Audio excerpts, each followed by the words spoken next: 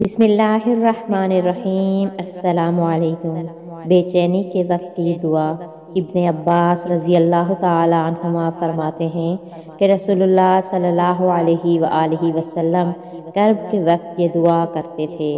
دعا یہ ہے: بسم اللہ الرحمن الرحیم، لا الہ الا اللہ العظیم الحلیم، لا الہ الا اللہ رب العرش العظیم، لا الہ الا اللہ رب السماوات ورب الارض ورب العرش الکریم۔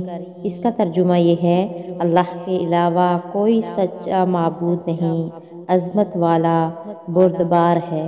اللہ کے علاوہ کوئی معبود برحق نہیں، عرش عظیم کا رب ہے۔ اللہ کے علاوہ کوئی معبود برحق نہیں، آسمانوں کا رب ہے اور زمین کا رب ہے، عرش کریم کا رب ہے۔ جس کو کسی دشمن سے خوف ہو یا کسی طرح کی مصیبت کا خوف ہو، وہ اس دعا کو کثرت سے پڑھا کرے، انشاءاللہ تعالی دشواری دور ہو جائے گی۔